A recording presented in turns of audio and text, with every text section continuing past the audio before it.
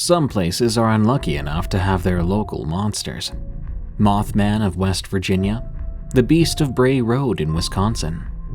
Well, prepare for a new one with a funny name, but it does seem to be just as hungry and terrifying as the rest. The Old Stinker of Hull. Welcome back to Unexplained Encounters.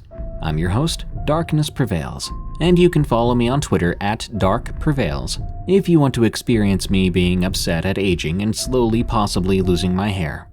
I'm still looking great though, don't worry. Today I've got an assortment of new and scary stories featuring werewolf encounters, skinwalkers, disturbing trees, and staircases in the woods. Enjoy, and be sure to send me your scary stories at darkstories.org so I can narrate them on the show. I'm looking for scary trucker stories. Also, go to eeriecast.com for more scary and free podcasts like this. Now, let's begin.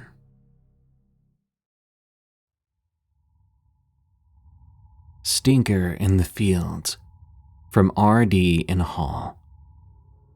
The following story happened in 2002, in September, just after the film Signs had been released in movie theaters in the UK. For context, at the time, I was a relatively poor student whose only real expense was a monthly subscription membership to the local cinema, which allowed me to watch unlimited movies as often as I wanted, provided they were open and there were showings and seats available. It wasn't a bad deal, I will admit. I used that membership regularly. On the night in question, I had decided, having nothing better to do and being somewhat bored, my university housemates were away visiting family, I would go and see the midnight showing of Signs. Yeah, I know. I'm already raising typical horror trope red flags, seeing a somewhat creepy movie at midnight.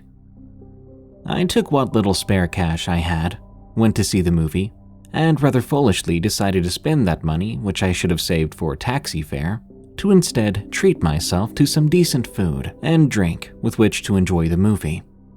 Much better than the sorry half-empty bottle of Dr. Pepper and cheap bag of sweets I'd smuggled in.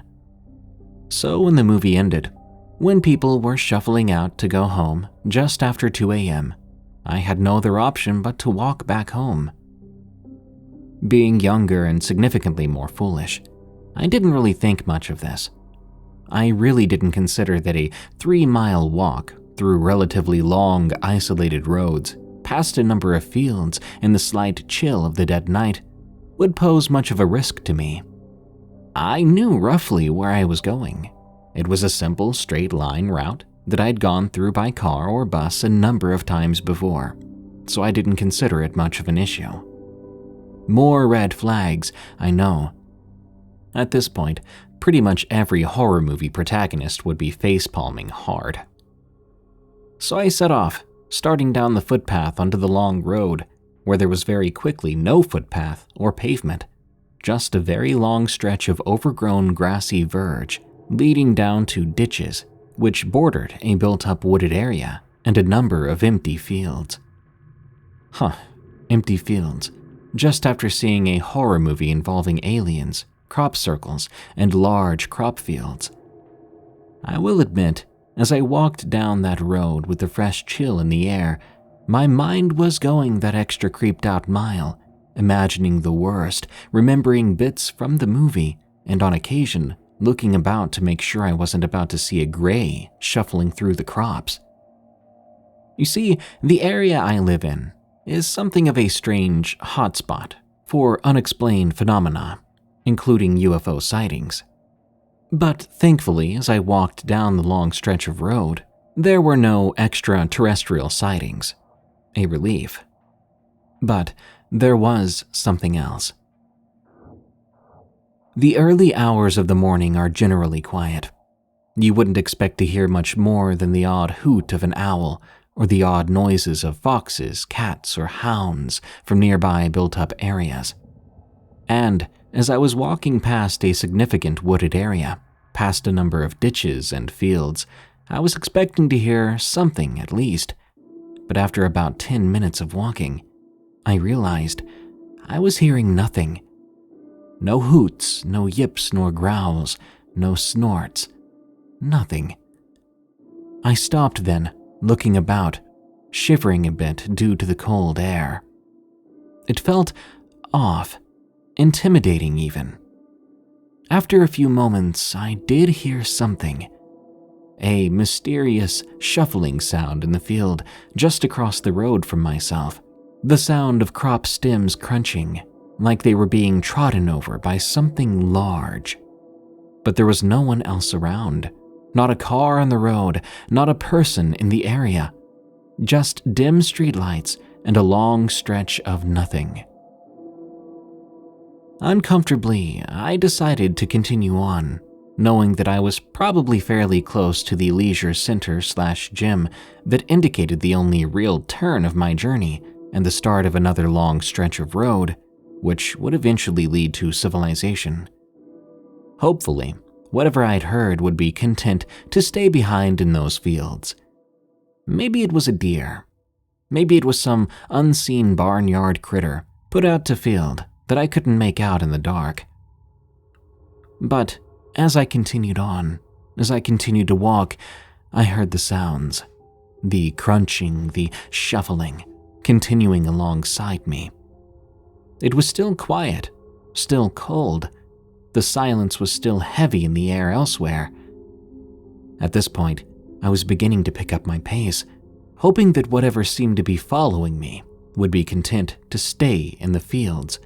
Or, even better, stuck there behind the chicken wire fence, tatty barbed wire, and dodgy electric fences that bordered them. But after a few moments, the sounds continued, picking up pace themselves. Now, I know it wasn't me. I wasn't hearing an echo of myself. I was walking in sneakers on a damp, grassy verge. Nothing was going to crunch that loudly, and I certainly wasn't that heavy. I paused again then, looking about once more, peering towards the fields as I slowly kept walking along the verge on the opposite side of the road. It was then that I saw it. The initial sighting is best described as a fairly large black shape moving along the edge of the field. I couldn't quite see all of it. I didn't really have much in the form of a flashlight, and mobile phones back then were, well, dimly lit green screens at best. So I was catching fleeting glances between the overlapping streetlights. It was moving along the edge, moving in the same direction as me. I couldn't quite make out what it was at that particular moment. It was just big and moving with me. Swallowing nervously, I decided to turn and sprint. I reminded myself I simply needed to get to the leisure center, and from there it would be civilization. An abundance of light, plenty of other people, drunks even. But as I sprinted, as my heart raced, I heard it. The shuffling, the snapping, a sound of wire fence rattling and shaking as something climbed straight over it, as though it wasn't even a bother. As I ran, I heard the sounds across the road from me, where the fields were starting to disappear into ditches, another grassy verge with hedgerows and small bushes as a backdrop as we started to get to housing areas. It was also then that the smell hit, a foul, rotten, sulfurous stench wafting in my direction as the wind blew it down toward me. I gagged and I stumbled, stopping just by the walls of the leisure center. I looked across the way, and I could see it more clearly now. A large black shape covered in scraggly fur, but with a distinctly canine silhouette. It loped along, going from all fours to upright to all fours at its own whim, and I could hear it panting, sniffing as it looked toward me with gold red eyes. One thought came to my mind when I saw it. Werewolf. It really did look much like the stereotypical Wolfman. But it was also at this point I realized I was in trouble. I was in danger. I was exhausted and burnt out. I could no longer run. I was cold sweating, and this thing was slowly approaching me. But I was at just the junction I needed to get to. Crossed the road, and I was in built-up areas, able to follow a footbridge to houses, then down the main road to home. Determined to get somewhere, hoping light or at least something would deter the thing following me, I decided to cross the road. Thankfully, this was the moment that I would get lucky.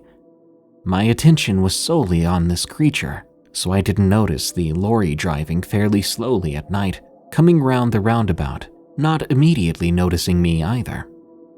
Thankfully, the driver was not going that fast, so seeing an exhausted man slowly making his way across the road, he was able to stop in time, luckily for me.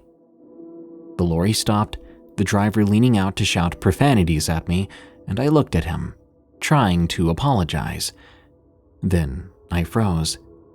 The stinker, the creature, was approaching behind the lorry, but as the driver continued to shout, it seemed the stinker was somewhat put off. There was a loud thunk as it jumped up onto the back of the lorry, causing the driver to stop and look at me. "Hey, you see that?" "Yeah, I see it." I couldn't describe it. I was shook, watching as the driver stood and tried to peer around the cab to see what was now on the roof of the trailer. We both watched the stinker lope along the trailer before jumping down past the driver, between myself and the lorry. It looked at me one last time, then darted off toward the ditch in the direction of the river, and more importantly, the local drain. Myself and the lorry driver looked to each other, shaking our heads. We both agreed. Probably a big stray dog. But both of us knew what we saw wasn't right. The rest of my trip home was fairly uneventful. I got in just past 3:30 a.m., clambering up the stairs to my room to collapse and sleep the following day away. I didn't mention this to anyone. I figured these circumstances were just too many red flags, and nobody would believe. Some 20 years later, after health issues, I decided to embrace my old love of the paranormal, of cryptids, doing some local research out of curiosity.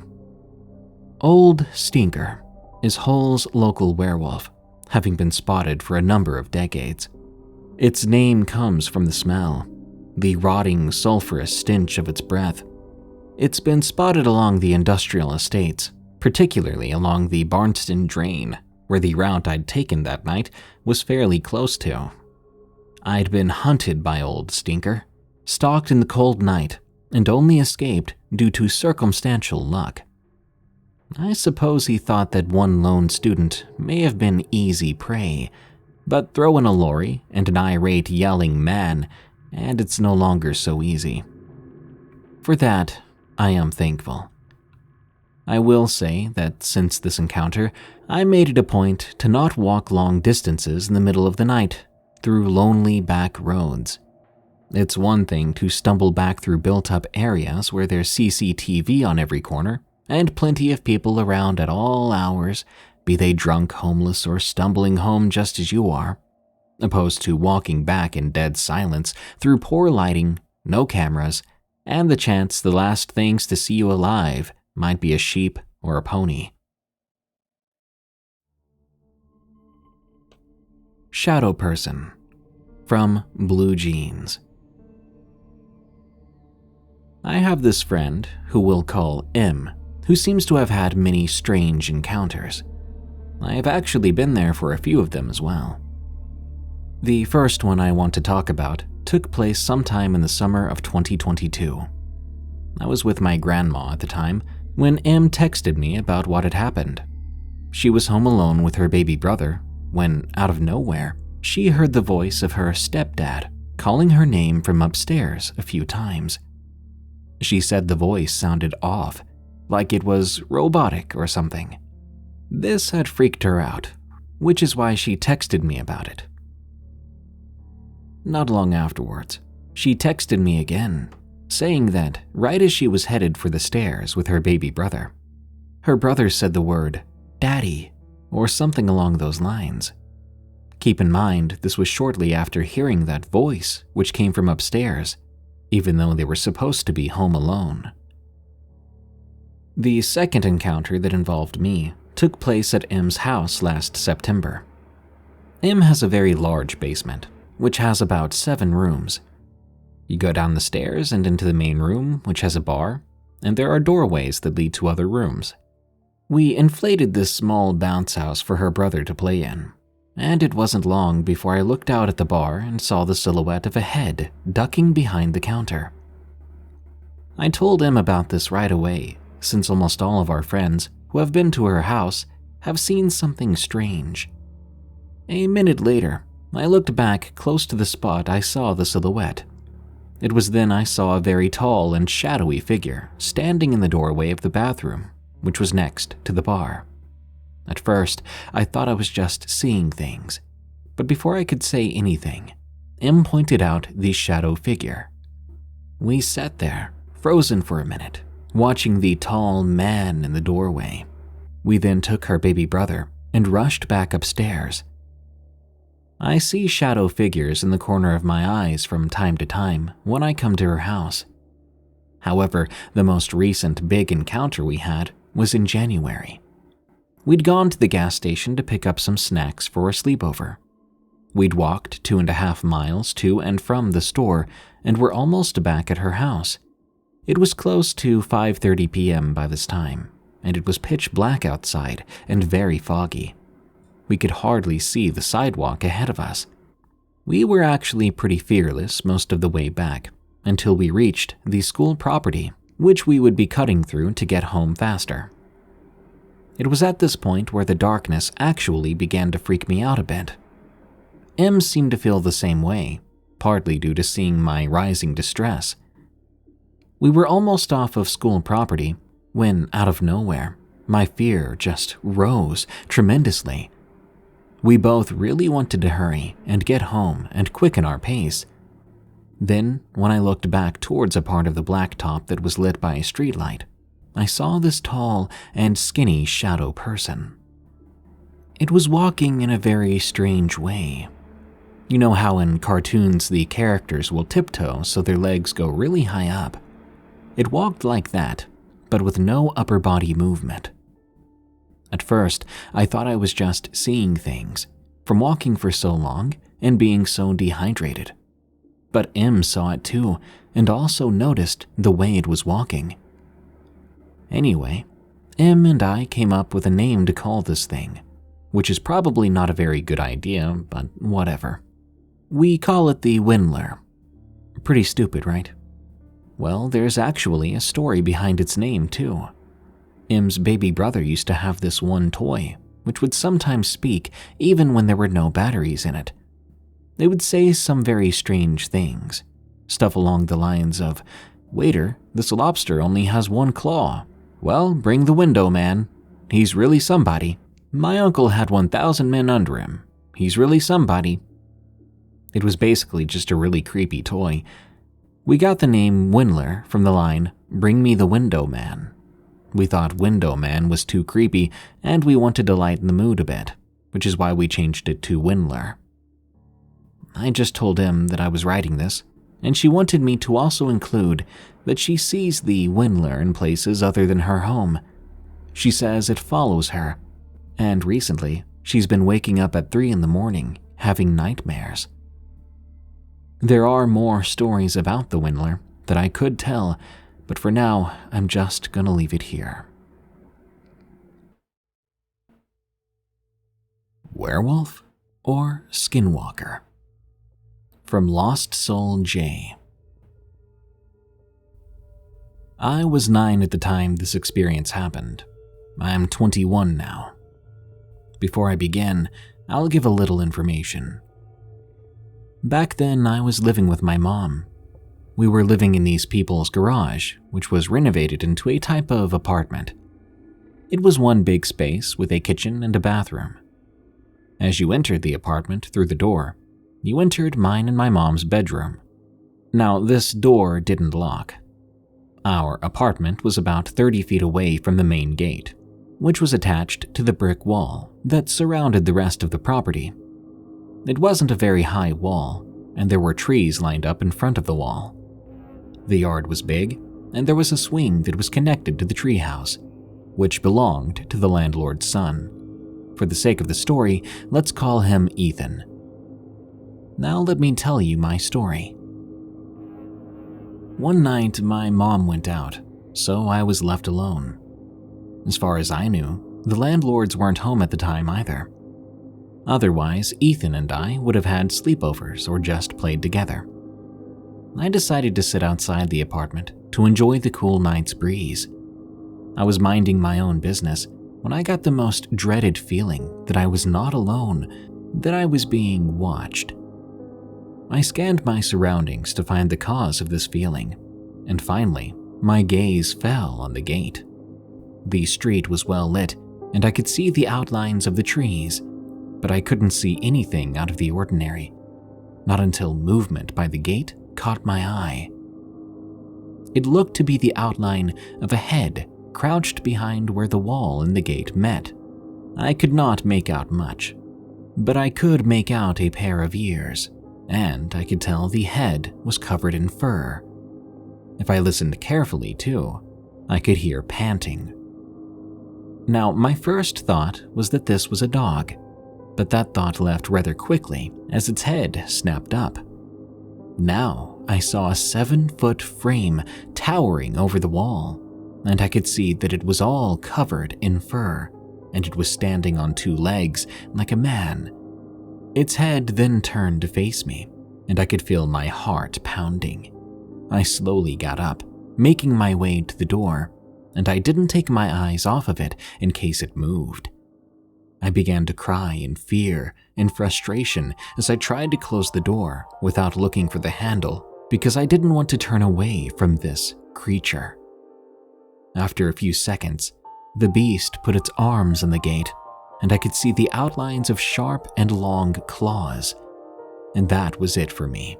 I looked at the door then, grabbed it, and slammed it closed without another look. I put what little weight I had against it and kept the door closed. I stayed very still and listened closely. I could hear footsteps before long. They were coming to the door, and I began to full-on panic, tears streaming down my face. Then I heard a low growl right outside. I felt it beginning to push at the door, almost enough to open it. The growling grew louder. I know what I did was possibly the worst thing to do in that situation, but remember, I was a terrified child. I screamed at the top of my lungs, as loud as I possibly could. The growling stopped, and after a few seconds, I stopped screaming. I thought I could hear footsteps leaving. I waited a long time before quietly moving away from the door and fetching a chair, putting it in front of the door. I then tried to move very quietly, going to the kitchen and grabbing one of my mom's biggest kitchen knives. Then I went to hide under the bed, which faced the direction of the door. I tried staying awake for a while, but from pure fear and exhaustion, I fell asleep. Some time later, I woke up to the sound of the door opening and the chair being pushed aside. I clutched the knife in my hands, only to hear a familiar voice and see a pair of ugly pink sneakers that I knew were my mom's. I rushed out from under the bed, leaving the knife there and hugging her. She held me back and didn't even ask why I was under the bed. I could tell she was just exhausted. I decided not to say anything as I let her go to bed, and I made my way to the door to look outside. It was daylight then. I didn't know what time, but I did see my friend Ethan playing on the swings nearby. I stepped outside to look around. Everything seemed fine. Ethan then noticed me, and he waved and called my name. I waved back and went over to join him. We talked and played for a while. During that time, I almost forgot about the night before. We then heard his dad calling him. He promised to come play later. Then he ran to his house. I smiled, feeling relaxed. I got off the swing and started to walk back to the apartment. Just before I reached the door, I heard Ethan calling me. I stopped and looked towards his house, but he wasn't there. I was confused. I heard him call me again then, but this time I looked over by the swings. I regretted looking instantly. Right behind our treehouse, next to the swings, stood a tall creature staring at me with sunken dark holes where the eyes should have been. Its limbs were unnaturally long, and its body was thin and gray and looked rotten. I didn't wait around to see more. Was it the same creature as before? If so, what had happened to it between now and last night? I ran inside, grabbing the knife from under the bed, and I was about to slam the door. But as I looked outside again, it was no longer there. I closed the door and stayed close to my mom all night. I never saw anything like that again. I don't even know if they were the same creature or not, but I'd rather not find out. Skinwalker in a shopping mall. From Gorgomas the Great. This allegedly happened to my friend close to Halloween one year. It will be told from their perspective. I'm a security guard stationed at a gigantic shopping mall with a few other security guards. I went off to do my rounds while the others went to do theirs. This brought me into and around shops and around the main part of the mall. Now at the time it was getting close to Halloween and the mall was packed.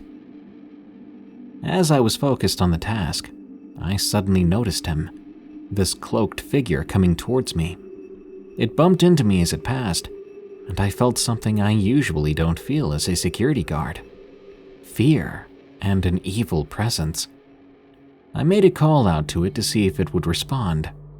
"Hey, excuse me," I yelled. It didn't acknowledge that I was there, so I followed it to see where it was going. It stopped and turned slightly to see if it was being followed. Then it continued on. But the pursuit was cut short by an elderly Asian man falling down in a shop. I took a moment to help the man up. When I turned back to where the cloaked figure was, they were no longer there. Like it had vanished into thin air. I decided then to go have my break. When I was about to walk through the door exiting the mall, I ran into Rex, one of my friends. "Hey, you didn't happen to see this cloaked weird figure walking about, did you?" I asked. Rex went white, then said, "Yeah, actually. And when I saw it, it was looking at me." We both sat down, thinking it was weird, but we really didn't bring it up again. We weren't sure if it was a person in a costume or a member of some cult. I ate my lunch and headed back out afterwards. As the afternoon turned to evening, the people started to thin out, and the shops began to close. When everything was dead as a doornail, my night shift began. I hopped on my cart, fired up the belt driver, and started doing my rounds on the bottom floor. It was pitch black at the time, and all I had for light was the spotlight on my cart, and it didn't light up much. The darkness wasn't the only thing I was worried about. I still couldn't get the cloaked figure out of my mind, thinking, what if they were in the mall with me still? It was then I heard this sound, like a child's laughter. It seemed to come from several places around me at once, like it was taunting me, like how mischievous little kids do to adults. But the mall was closed, meaning no one should be there. "Who's there?" I yelled. The laughing immediately stopped, and the mall fell silent again. Suddenly, there was a loud bang from the second floor that scared me. So I headed to the escalator, and I went up to the second floor. As I rounded the corner, I noticed the vending machine was lying down, and I saw a big black mass next to it. Hesitantly, I shone my light on it, and I noticed it was the rear end of what looked to be a bear, a gigantic grizzly bear, bigger than any I'd seen. The thing froze as the light hit it, and it slowly turned its face towards me. The front half of the gigantic creature was more like a bobcat, with glowing red eyes and long fangs. this animal wasn't right. It then rose up on hind legs, standing at about 8 feet tall. It held bobcat-like paws out to balance its body. I could feel those red eyes looking right into my soul. "Who's there?" It said, in some sort of distorted version of my own voice, before letting out this god-awful screech. I was done. I jumped into the cart, speeding all the way to the entrance. Then I hopped out and ran outside. I still work at the same mall, and I've never seen anything like it since that incident. The Haunted Hut, from paranormal.pk. The story I'm about to tell you doesn't have any concrete evidence to back it up, but it's a thrilling and frightening tale nonetheless, so I thought, why not share it? It was a chilly winter night, and 7 school friends had gathered for a reunion after 10 years. They'd planned to spend the night at a beach hut. However, in search of a hut to stay, they found that all other huts were occupied due to the peak season. However, they met a man in the area who told them about this hut and gave them the contact number of the person who manages it. Then they went to meet this person and were told they needed to rent a generator and a gas cylinder as the hut didn't have any electricity or gas connections. Ultimately, he agreed to rent the hut to them since the previous booking got cancelled at the last minute. He offered this group the hut for a one-time deal. He then took out his phone and stated that if they did not agree to rent the place, he would make a call to the other regular renter every Friday. Seeing the urgency in his demeanor, they requested a tour of the property. The owner seemed irritated. He allowed them to view the place but declined to join them. It seemed like the hut had been unoccupied for a while, but the bathroom and kitchen were well kept. Its proximity to the beach offered breathtaking views, so despite their reservations about it, they decided to go ahead with renting the hut. During their first night at the hut, having posted a photo of their stay on Instagram, one of their friends commented on the post asking to join them, as it had been years since they last saw each other. Eager to reunite, they agreed. The friend asked if they could bring their cousin along, and they said it was fine. As the night went on, the 5 friends at the hut suddenly heard a knock at the door. Believing it to be the friend they had invited, one of the friends of the group went to answer. However, 15 minutes later, they never came back from opening the door, and they heard another knock. Upon investigating, they were surprised to see their friend from school standing there, accompanied by his cousin. Confused as to where their friend had gone, the one who had originally answered the door, the group was even more worried to see this friend who had just shown up was frightened. They asked if he was okay, and he warned them they should not have booked this hut. Before he could explain any further, they heard a scream and ran towards the sea, where they finally found their other friend fighting off some sort of invisible entity. It looked as if something was sitting on his chest. They quickly began to recite a verse from the Quran and blew on the friend in trouble. The ritual seemed to have worked, as this entity that was on his shoulder seemed to have left. When they inquired what happened, the friend they'd saved gestured towards the recently arrived friend, explaining that when he went to greet him at the door, he'd mentioned that the cousin was parking the car and would arrive in 5 minutes. He was asked to wait while the other friend went to use the washroom, but when the cousin never showed up, he began to worry. That's when he saw a figure at the beach. Presuming it to be the cousin in question, he approached, but the figure began to laugh in a demonic manner. It pushed him down and sat on his chest. "You all saw that, right?" he asked the group. They stared at each other, frightened. The newly arrived friend inquired about how they discovered this hut. They told the whole story. To which he asked, "Don't you guys know this place is haunted? It's been sealed for years." Many people who stayed overnight here at this hut were found dead, either from drowning or heart attacks. There have even been reports of people hearing strange noises and seeing shadows, Following these incidents, the police sealed off the location for years. One of the group did a Google search and discovered a news article that reported the story of 2 young boys who had been found dead at that hut in December of 2003. According to the article, 4 friends went to visit the hut late at night and heard one of their friends screaming for help. When they went to see what was wrong, they found he was already dead. The remaining friends tried to call the police, but the poor cellular reception in the area made it impossible for them to do so. Local fishermen found the body the next day, reporting it to the authorities. When the police arrived, the remaining friends were scared and in poor health. One of them later died from pneumonia, and the other has been in a mental hospital ever since.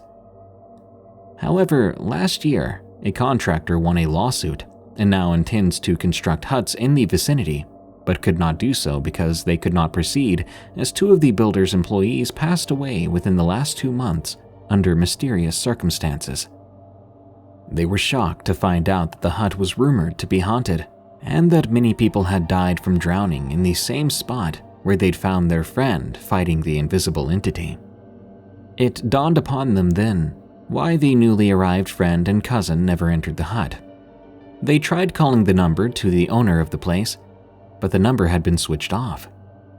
They quickly gathered their things, left, and were shaken by the experience. However, upon informing the police about the individual who gave them the keys, they were surprised to learn that he was a notorious local criminal, known for robbery and intimidation. The group would never forget that night, and the lesson they learned: to always research a place before staying there. From that day on, they made a promise to never take any chances and to always be cautious when planning their reunions.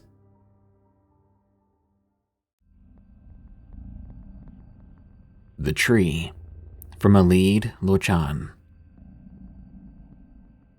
For a little background, I'd like to let you know that I'm a very observant person, and I've always noticed things other people don't. When I was about 14 years old, I was helping my neighbor's house, aiding her with whatever she needed done on her farm or anywhere on her property. After a bit of work cleaning up some tree branches, she asked my sister to head down to the house, which was a good 20-minute walk from where we were. Then she proceeded to ask me if I wanted to see something. Being the curious teenager I was, I followed her deeper into the woods. Now, I realized that was a horrible idea, and that many bad things could have happened. When we arrived at what she said was the tree, it seemed weird, and maybe not so normal, but she had said it with such a look on her face, a look that I couldn't really read, that it unnerved me. It was a tree that was seemingly twisted up with all kinds of tangled up branches. It was stripped of all its leaves, but when I asked about the leaves, it was the middle of summer after all, she said that it had never had leaves growing on it. To make matters worse, there was this twisting staircase that led up to a spot where the twisted branches seemed to lean away from. The staircase, oddly enough, looked to have been well kept. My neighbor said that she had never touched it, and the staircase had never rusted nor looked old by any means in the 8 years they'd lived there. I was very unnerved when I saw a camera pointing straight at the tree while I was looking around. I was waiting to ask my neighbor if it was hers or not, but she knew what I was thinking and quickly told me that was her camera and that she used it to watch the tree. As the stupid 14-year-old I was, I asked her if I could touch it. Honestly, who wants to go touch a creepy tree and staircase in the middle of the woods? When I went ahead to go touch it, I closed my eyes, and it felt as if the branch was moving under my touch. And I swear I began to see something in my head. Visions. I heard whispers too, and chuckling. I saw this figure, solid black with bright blue orbs where its eyes would likely be. I pulled my hand quickly away from the tree and backed up so fast I fell on the ground. I looked up at my neighbor in horror, only to see her matching my facial expression. She was still looking at the tree, so I looked back at it too. The tree had moved. The branch I was touching was now twisted in the opposite direction. I was still on the ground, scurrying backward, but I suddenly started to giggle manically while tears began to pour out of my eyes. I got up and I felt my hair being pulled. I was so terrified. My neighbor and I just ran back to the barn where she stored all of her family heirlooms and things of the sort. We were completely silent after that. We never spoke of it. Not then, even as my sister was back from the house after getting water, and never afterwards. I haven't told anyone except for one of my best friends about this, and she was skeptical. But she never told me that she didn't believe me. She never said otherwise. All in all, she was at a complete loss for words. I've never been back into those woods, and I hope no one ever finds that thing again for the sake of everyone's sanity. Something in my neighbor's garden. From bexrigs. Let's get one thing clear. I've always believed in ghosts. It's not just how I was raised, but it's simply how I feel, and this one experience I had a few years ago only solidified my beliefs further. It happened when I was in my early 20s, still living with my parents. They live in a nearby seaside village with a population of around 100 people. It was very small, very rural. I worked as an office supervisor for a nearby inn, and because of the industry I worked in, I often worked later into the evening, and I would have to walk home in the pitch dark. Though that would normally seem very dangerous, like my city-raised bosses like to remind me, it truly is such a quiet and peaceful place that nary a crime happens there. Plus, I didn't have a driver's license, and it was only a 20-minute walk at best. Anyway, like I said, I'm a big believer in the supernatural, which you'd think would make a woman like me terrified at the thought of walking alone at night. But no, I loved walking home at the end of the day. I looked forward to putting my torch on, putting in my earphones to listen to music, happily strolling my way home. But that would soon change. One night, I was walking home around 11 p.m. I decided to put my earphones away for the evening, enjoying the simple pleasure of listening to the crashing waves on my journey home. It was delightfully soothing. Eventually, I turned right into the lane that led to my house, which was right at the dead end of the lane. So, as I was walking along and much more aware of my surroundings, as I didn't have music playing, the street lamps no longer lit the way, and I had to get my torch out again. Now, while it was dark enough to need to get some extra light on for safety, I could still easily make out the silhouettes of the houses and most details of their front gardens. I started to walk by a large wall on my left that I knew surrounded a really lovely neighbor's property, which meant I was halfway home. That's when I saw it. I turned up the brightness of my torch, but kept it facing in front of me. There was a woman standing in the middle of the neighbor's yard, behind a waist-height grassy bank. She reminded me of a typical librarian. Hair in a top bun, long old-fashioned white dress that covered her arms and legs, and glasses that hung below her neck on a necklace. She looked no younger than 55 at least, and barely had any color to her complexion. And she was staring right at me. Now here's the thing. I know the people that lived in that house, and not one of them looked like this woman that was standing there. And what made matters even scarier was that they had moved out of that house about a month prior. The house was up for sale. No one was living there. So who was this woman in their garden? I was frozen in fear. My rational mind tried to kick in for a split second, telling me that it was another neighbor, one that was maybe confused and lost. A lot of people that moved into this village were in retirement and over the age of 60. But I knew in my heart that this woman, this person, was not among the living. This was quickly confirmed when I then watched as she stepped through the grassy bank, walking through it as if it wasn't there, like it was water she was wading through. like how a ghost would move. I gasped.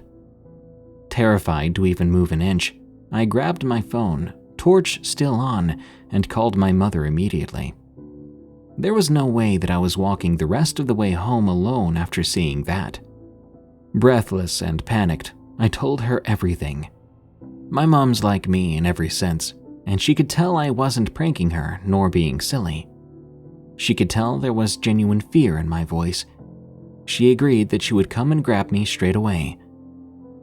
The woman, the ghost, was still there. She was standing still as a statue, now in front of the grassy bank, eyes fixated on me. Her face was expressionless, unreadable, which honestly freaked me out even more. Eventually, I saw a light coming down the lane that indicated my mother was close. I could just about tell that she had also brought one of our dogs with her. Dogs are not only great ghost sniffers, but they bring me great comfort, and my mom could tell I needed it. Feeling more safe with my mother only 30 seconds away from me, I glanced back at the neighbor's garden. The ghostly woman had vanished. Typical, I thought. Right as my mom was coming to my rescue, the ghost was gone. And now my mom had finally caught up to me, golden retriever at her side.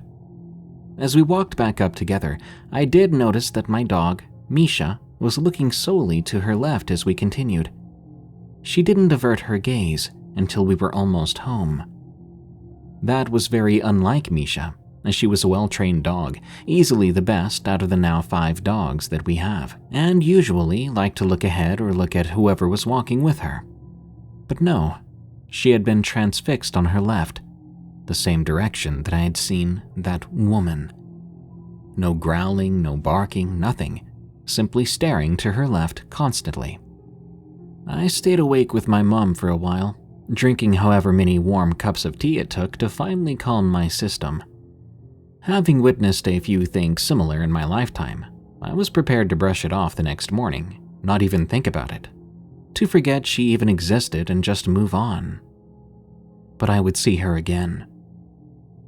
The next night, around the same time, the exact same woman, same ghostly appearance, only in a different neighbor's yard, one that was much closer to my home. I beelined straight for my house and went directly to my mother again. Being the wonderful and weird mom she is, she had many friends that were, best way to phrase it, in tune with the other side. One of them I knew actually did spirit writing. So I asked my mom if there was any way her friend could find out some information about this woman I've been seeing, to see if she was, friendly or otherwise. Mom agreed and messaged her that same night. A couple of days went by, and I saw the ghostly woman again, standing in one spot in another neighbor's garden, this time even closer to our house. Thankfully, we got a call from my mom's friend. Let's call her Wendy. Wendy said that she had asked the spirits about this woman that was haunting my walks home from work, and that it was clear this ghost was not evil.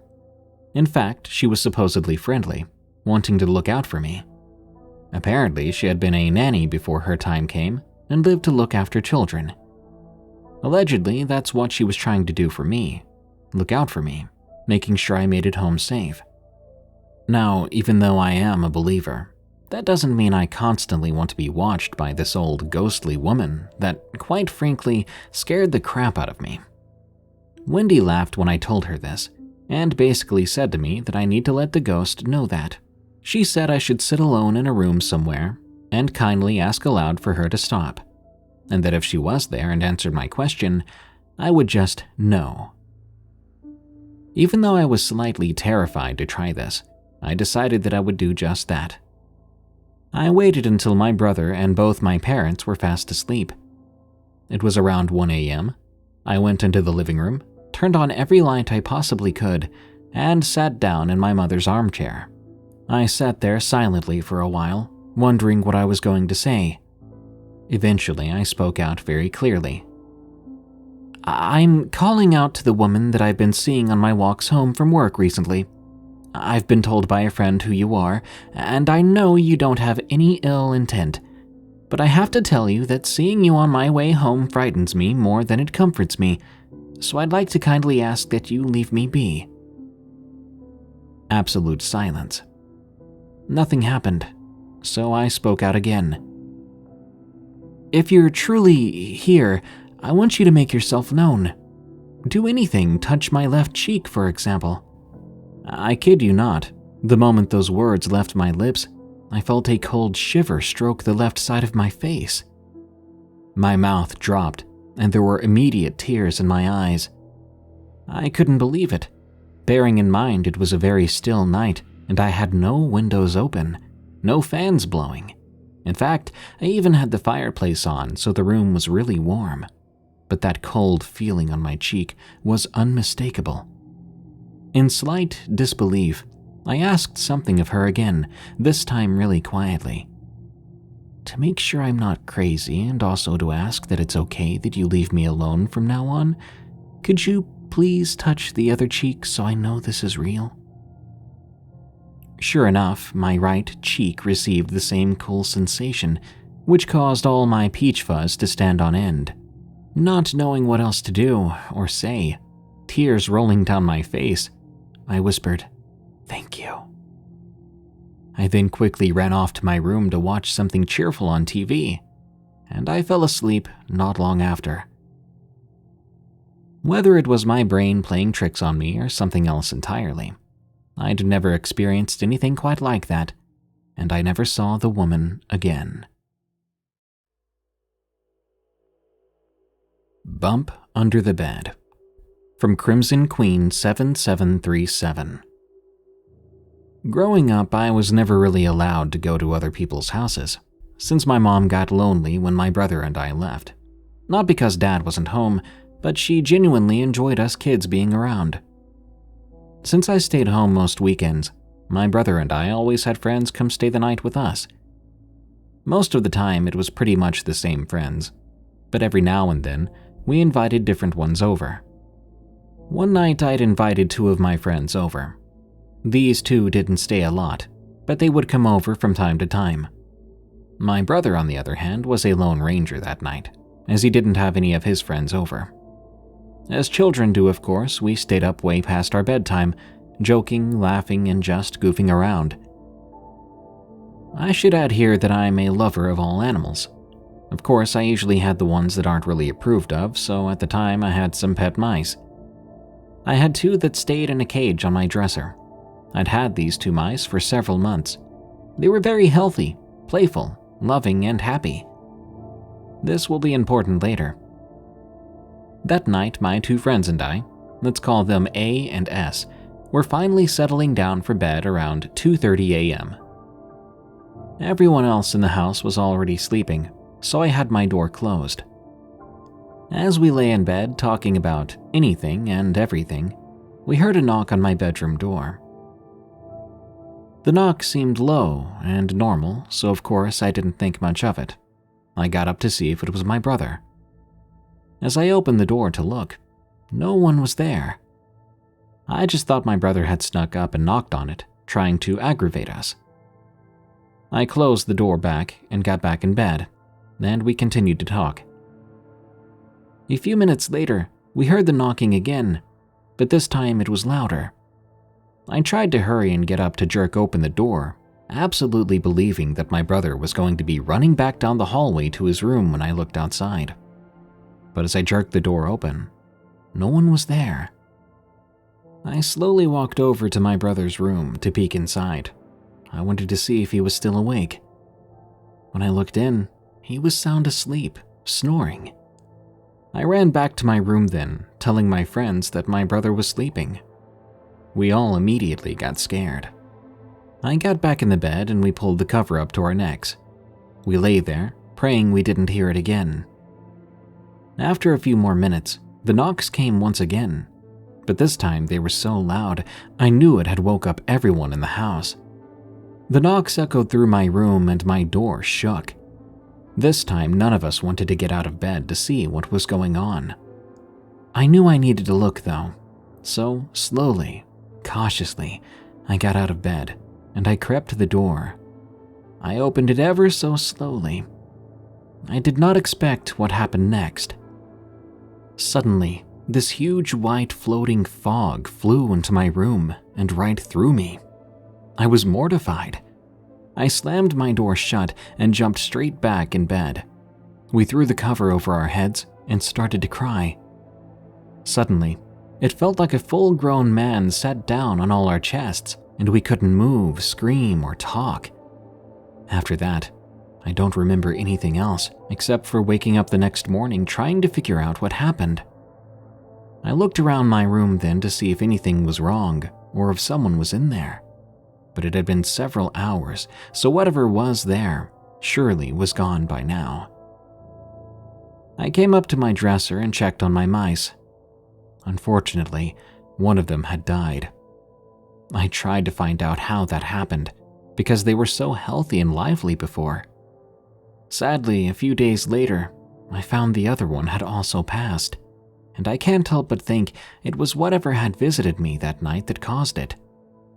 I'm not sure how, but I just knew. I also have 2 other stories, but they're shorter. I figured I'd tell them to see if anyone else has experienced the same thing. When I was 8 years old, I was lying in my bed getting ready to go to sleep. I don't sleep very well, so even at this age it took me forever to get to sleep. As I lay in my bed, I began to hear whispering. Now, I have no idea what was being said, because it sounded like another language to me. I lay there listening for what seemed like ages. The whispers seemed to only get louder and louder, and eventually I gained the courage to raise up in the bed to try to see what was causing the whispers. I raised up just in time to see this long, dark black tail slither into my closet. I screamed for my dad, and he soon came running in to see what was wrong. I told him what I saw, not mentioning what I heard, and he looked everywhere in my tiny closet to find nothing. I was scared every day after that for a while, and I didn't go into my own room without the lights on. The next story happened when I was about 9.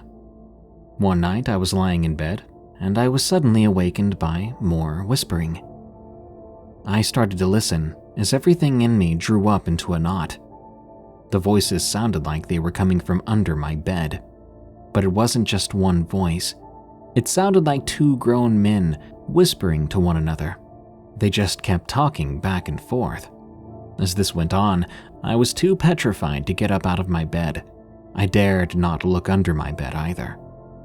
Suddenly, the bed began to shake and then started to bump up and down as if someone was pushing their back into the bed, making it raise up.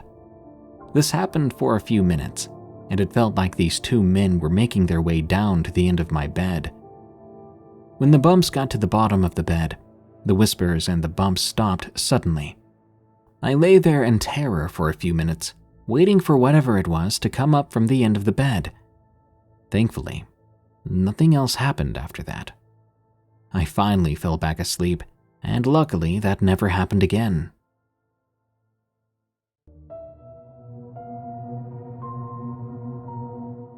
Thank you for listening to another unsettling episode of Unexplained Encounters. You can send us your story to have it narrated on the show at darkstories.org. Unexplained Encounters is an EerieCast original series. You can find other horror-themed podcasts at EerieCast.com, such as Redwood Bureau, a fictional anthology series, Freaky Folklore, a documentary-style series about myths and cryptids around the world, Destination Terror, a show about the most haunted places, and Tales from the Break Room, another show I host all about the scary things that happen to people at work.